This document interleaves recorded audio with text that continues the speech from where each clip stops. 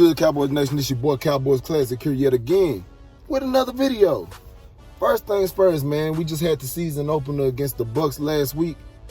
I guaranteed that we was going to win that game, and we didn't win the game. A lot of people saying that we played well and that we probably shouldn't even have been in the game. Bull crap. I thought we was supposed to win, and I still feel like we was supposed to win, man. I ain't the type of dude who in the moral victories. I think we got the roster and the team to be able to beat anybody. I don't care whether they won 12 Super Bowls or not. We got a squad, man. Now, of course, with every loss, you can always take certain things away that can make your team better. Some things that you're supposed to improve on, or some things you can improve on, rather. But at the same time, man, a loss is a loss, man, and losses don't feel good to me. I ain't in the business of losing, and I ain't in the business of endorsing or supporting losing. You know what I mean? Now, will I support them whether they win, lose, draw the game, or whatever? Of course I'm a support. I'm Cowboys through and through, thoroughbred, nigga. But at the same time, man, I'm not going to endorse losing. So that we didn't get the job done, and I feel like we could have done things a lot better to ultimately win that game. But of course there are things that we can learn about losing that game, and I feel like we can be better from that. Now, getting into the game versus the Los Angeles Chargers, not San Diego anymore, but Los Angeles. A lot of people viewing us as underdogs. There's a lot of factors that are kind of going into people viewing us as underdogs. But, man, what I want everybody to not do is underestimate Dak's ability to elevate the team around him. As you can see, last year wasn't the most successful year for Cowboys fans, for the Cowboys team, for the Cowboys organization as a whole. And mostly I feel like that was because Dak was not there. Now that we have our QB back, I feel like we're going to always, in any game that we play, have a chance, just because of the leader that he is, because of the talent that he possesses, and of course because of the way he can elevate the team around him. Not only just elevate regular players on the team, I'm talking about elite type talent on this team. Yeah, we have injuries, and we're going to get to that later, but still, we have elite talent on the team, especially on the offensive side of the ball. He's going to be able to galvanize his team to be able, and put emphasis on doing the small things right, putting emphasis on making sure you give 100% effort, putting emphasis on executing the play correctly. All of that stuff, man, that we honestly didn't have last year. Andy Dalton can't do those things. I'm just convinced he can't. You can look at what he's doing with Chicago. He ain't doing nothing.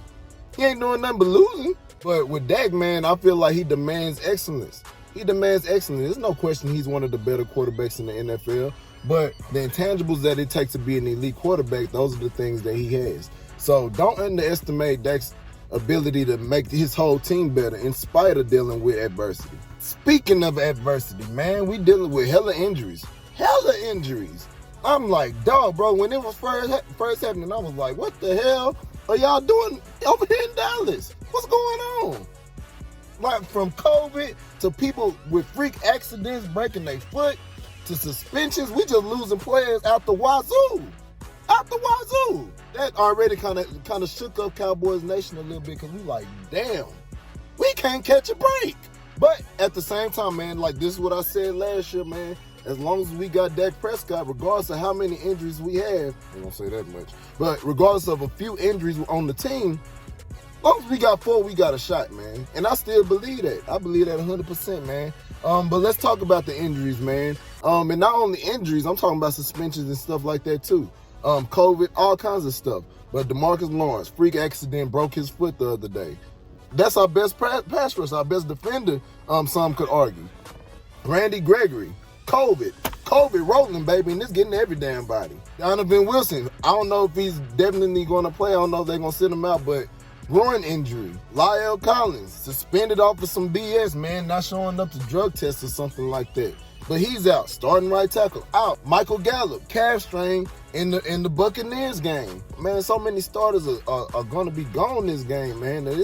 It's unreal. All these players who will not be available to us week 2 are starters and impact players for your team.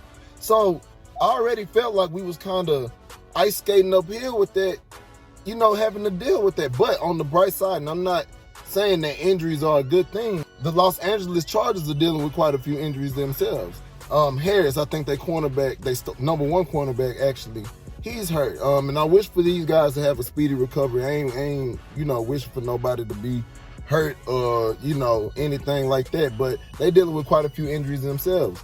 On the offensive line, they dealing with injuries. On the defensive line, they dealing with injuries. At the cornerback position, they dealing with quite a few, and they significant injuries for them too. So I think ultimately what it's going to come down to is coaching. Now I'm going to get into my keys to victory, but the most important thing that's going to dictate the game, going to be the deciding factor of the game, I feel, is who can coach better, who can out-coach the other team, what team is going to out-coach the other. The question is, can our coaching staff scheme well enough to not only overcome injuries, but also elevate the play on the field? In some positions on the team, we might not have as great a talent as we had maybe a week ago. It's going to be up to our coaches to elevate the team, but also put them in situations to succeed. And that comes with scheming. Now, our coaching staff got a lot of hype from Cowboys Nation. I'm a Mike McCarthy guy.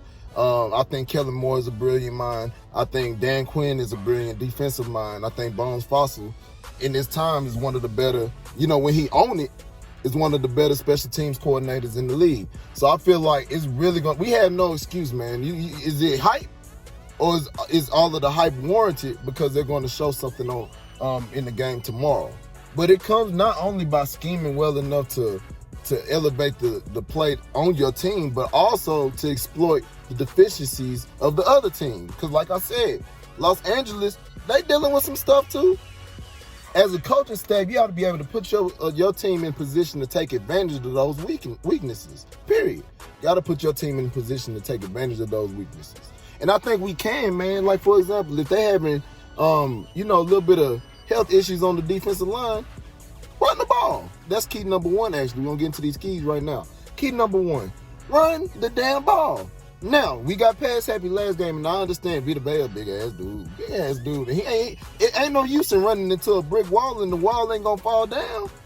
Ain't no use. Now, with that being said, man, the Chargers will be a little bit easier to run on, I feel. Now, do they have a good linebacking core? Absolutely. With Murray and them guys, for sure. They got a good linebacking core, but they not tampering. We not gonna get the game twisted. They ain't tampering.